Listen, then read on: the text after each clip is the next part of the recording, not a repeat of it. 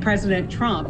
I served with him when he was still someone who was fairly critical of the president. And so he was somebody that collaborated. He was somebody who would recognize an issue, but probably his greatest strength was his sense of humor. He could take one situation and make everybody in the room laugh by giving just a one-word quote or a two-word quote that just summed up the situation. And so he's very talented.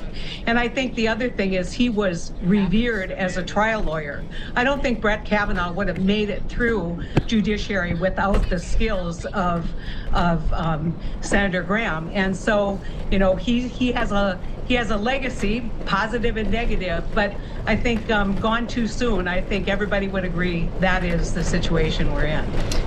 Graham was a fierce ally of President Trump, as you mentioned, but he also broke with him at times. How do you think his relationship with the president reflects broader changes within the Republican Party?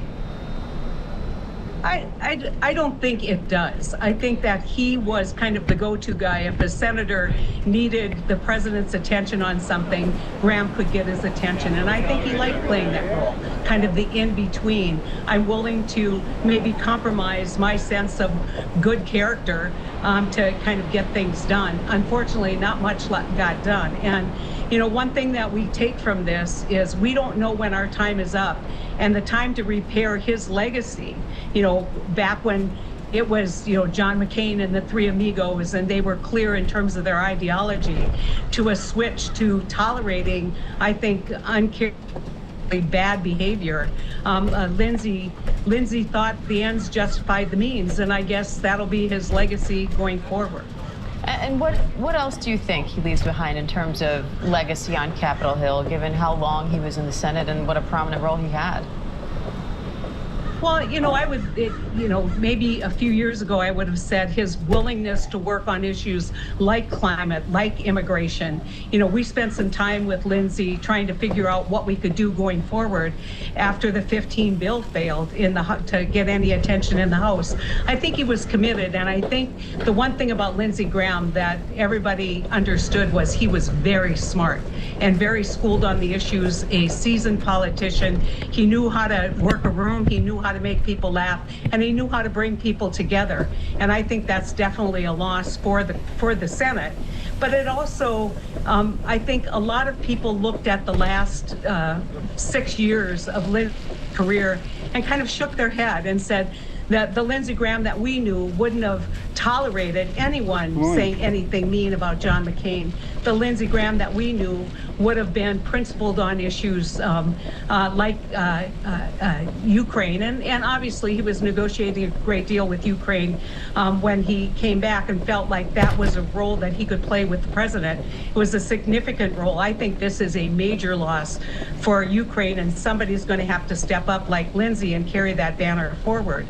But I think his legacy, it'll take some time to kind of sort it out, because you don't get judged frequently. I mean, you hope you don't get judged by the last 6 years of your tenure, but we know that in the annals of history, frequently it's the last thing that you did that remains on people's minds.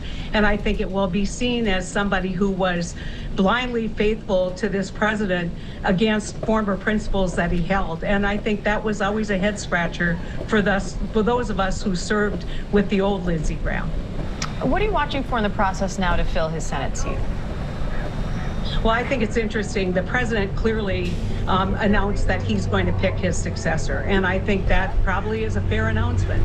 He probably will be able to find someone, but the president hasn't been particularly successful in picking general election candidates. So if he picks someone that is ultra MAGA, if he picks someone who will alienate a faction of the conservative Republican base in South Carolina, but is somebody who is conservative who will always do his bidding, I think that ends up being more problematic than it would be if Lindsey were still on the ballot with a record of delivering for South Carolina. And so this complicates it. I always look at where the money is going to go. Clearly, there's going to be a ton of money spent in this immediate primary to see who replaces them on the ballot, and that's going to take away resources from other places where I think the Republicans were hoping that they'd be able to make major investments like Maine and Ohio, both that look very good for the Democrats right now, Iowa. And I never let anyone forget about Mississippi. I think some early polling out of Mississippi tells you that the Republicans will have to invest their war chest in places where they didn't want to invest war chest. And I think South Carolina becomes one of them. Heidi Heitkamp, thank you. You bet. Take care.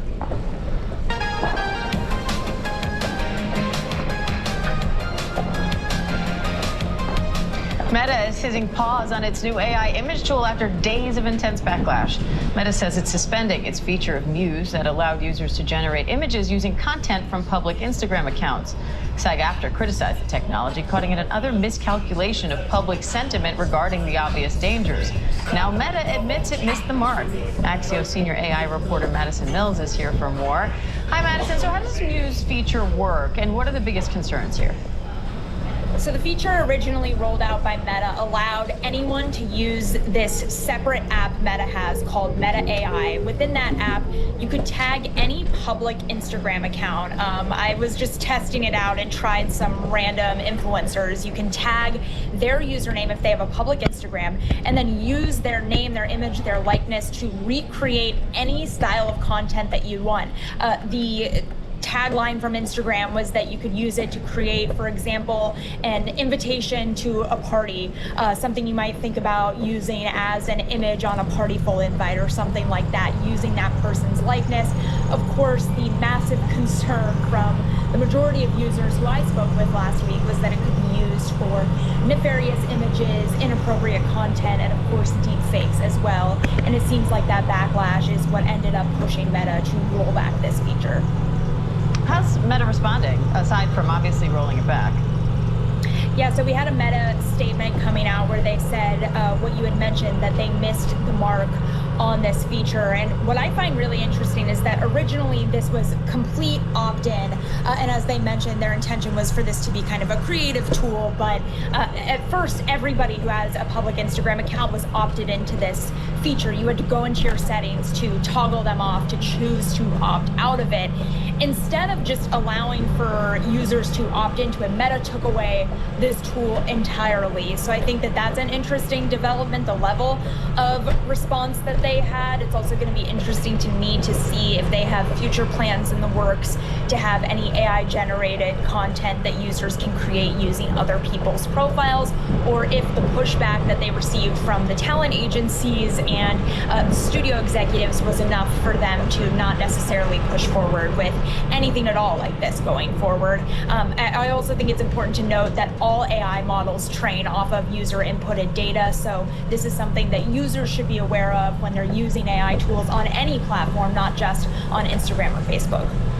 You mentioned a lot of the backlash stemmed from users having to opt out rather than opt in. How are tech and AI companies navigating those transparency issues?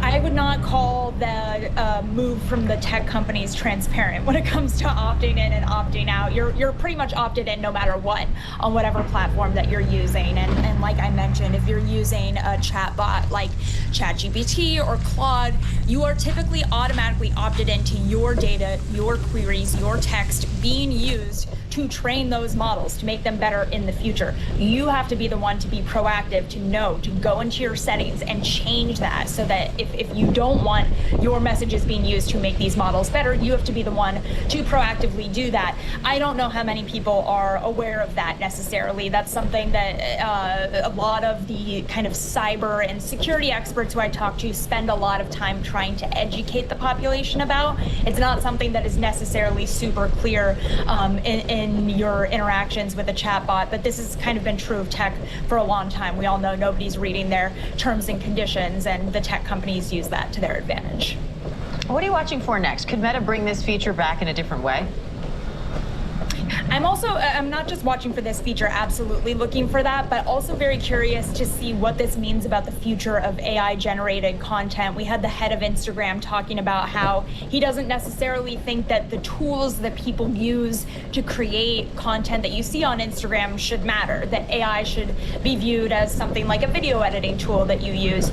That's not what I'm hearing from users who are pushing back significantly to AI generated content when they can tell that it's AI generated. The problem, of course, is going to be in a future where it continues to be increasingly difficult to tell what is and isn't AI generated content. So I think seeing how these platforms sort of position themselves to meet consumers where they are with the level of AI pushback we're having, and then also meet the kind of content world that we're in that is increasingly being kind of defined by AI tools, how they navigate that tightrope, I think it's going to be an interesting thing to monitor in our coverage.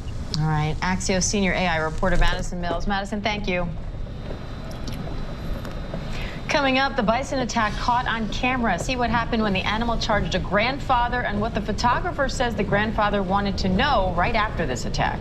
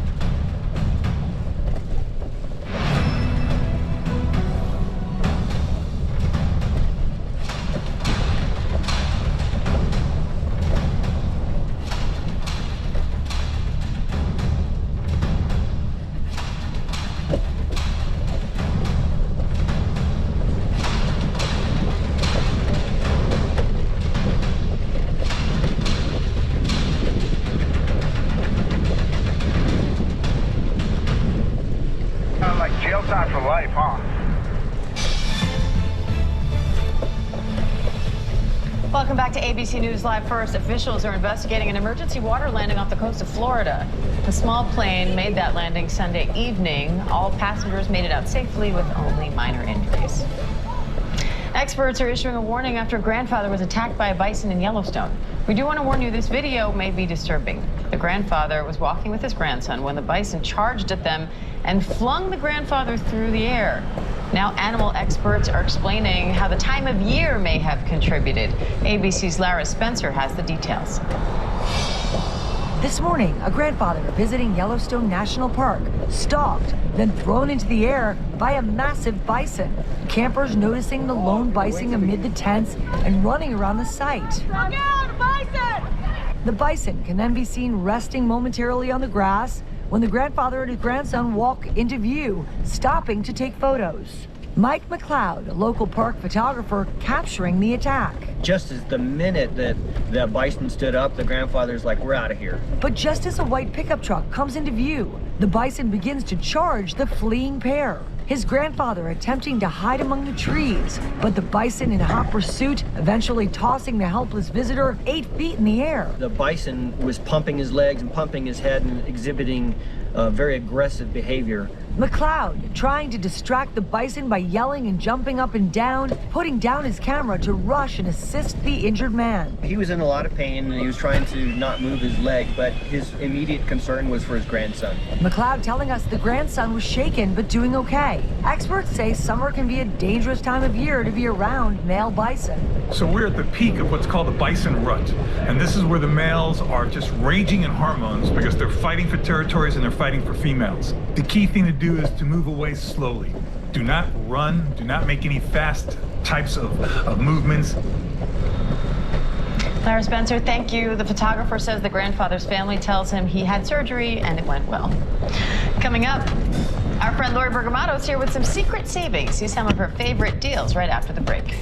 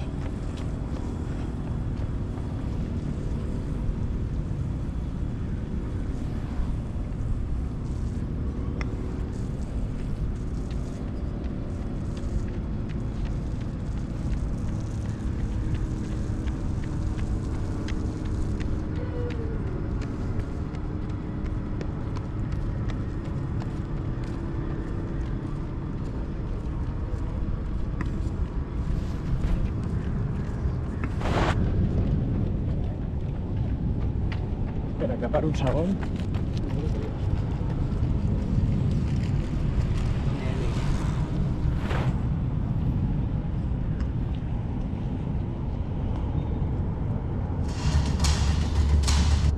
Which we love, has a chic cotton fringe. And then also we have these insulated cooler bags. Go ahead and unzip this, Sam, just so you can see the inside.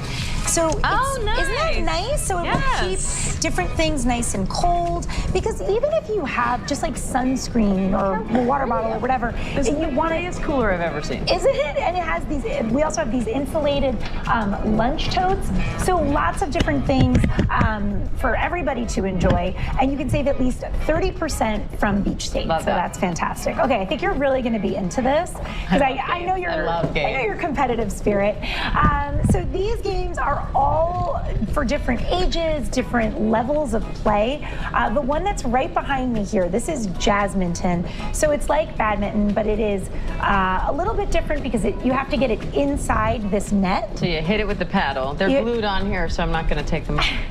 But they can see it at home how it works. It's nonstop action, really, really fun. Takes up less space than table tennis. That's really fun. But this is, I was trying to play earlier and I was like, oh, you need to practice. This takes some skill. Yeah, okay. So the ring toss, we have some of the rings back here. I feel like that's more my speed.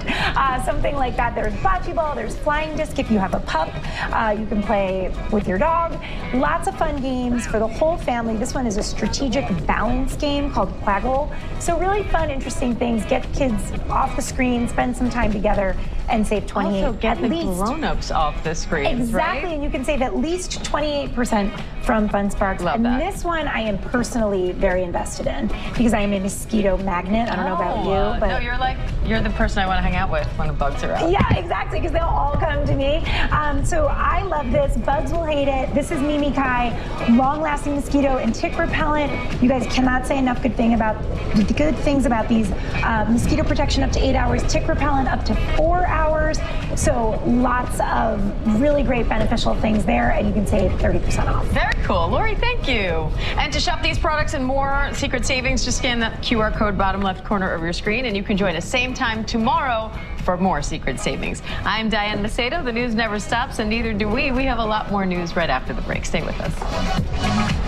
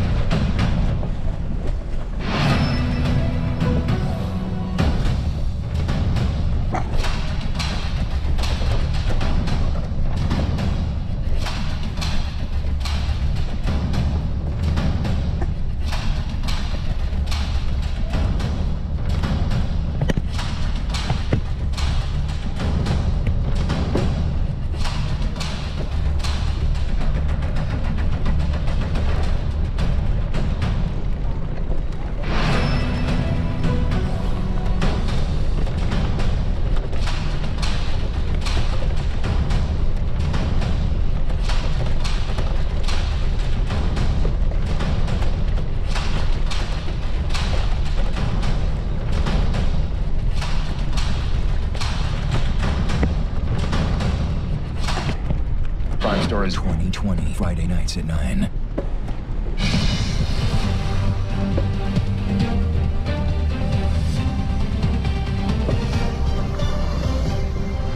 Hi, I'm Diane Macedo. Today on ABC News Live First, the U.S. naval blockade on Iran is back in effect. President Trump says the Strait of Hormuz will remain open with or without Iran. The latest on new strikes in the Middle East and what President Trump's now saying about his new plan for the Persian Gulf. Remembering Senator Lindsey Graham, what his office is saying about the prominent Republican's sudden death and the reaction from colleagues on both sides of the aisle. Nolan Wells' friend is speaking out on his mysterious death, why the teen says Wells didn't return with his friends on a July 4th boat trip, and why he says Wells isn't the voice heard in a now viral video.